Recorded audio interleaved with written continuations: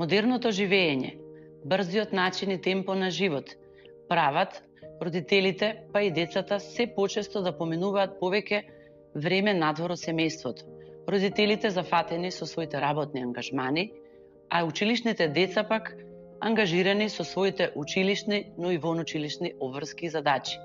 Сето ова прави да останува се помалку време за заеднички семејни активности, ова е намалува комуникацијата и ја влошува релацијата родител-дете.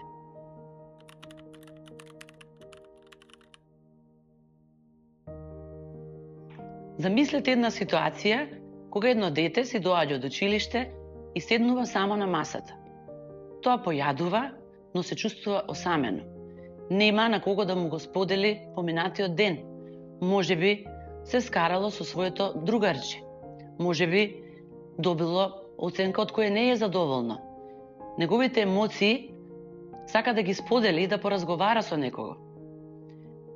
Затоа сметаме дека малите семејни ритуали, како што е заедничкиот ручек, се многу важни за семејно заедништво и сплотеност. Детето, кое е заедно со родителите, заедно ручана на една иста маса, најпрвин се чувствува сакано и прифатено.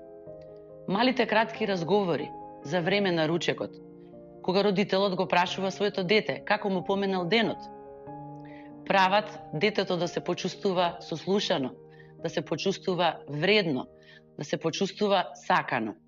Сето ова е многу добра база за позитивни емоционални емоции кај детето и едно чувство на емотивна стабилност.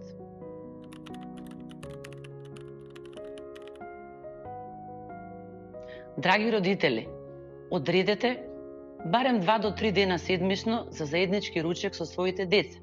Доколку ова сепак не успеете да го реализирате, тука се викендите, кои секако може да се искористат за квалитетно време со своите деца и за заеднички ручеци. Кога ручате заедно со своите деца, трнете ги настрана мобилните уреди. Ова време нека биде само за вас. Секако, вклучете ги своите деца во подготовка и во раскривање на масата. Тука децата ќе се чувствуваат вредно и корисно. Заедно со своите деца отидете во блиската продавница. Набавете ги заедно потребните намирници. Направете заедно седмичен или дневен план за подготовка на наредните ручеци. Прашајте го детето што сака да му биде подготвено. И секако, многу е корисно да го вклучите детето во подготовката на ручекот. Бидете заедно во кујната. Согласно возраста и можностите на детето, замолете го да ви подаде некој продукт. Објаснете му го процесот на подготовка на ручекот. На крајот на денот, заедничкиот ручек не е само обична физиолошка потреба.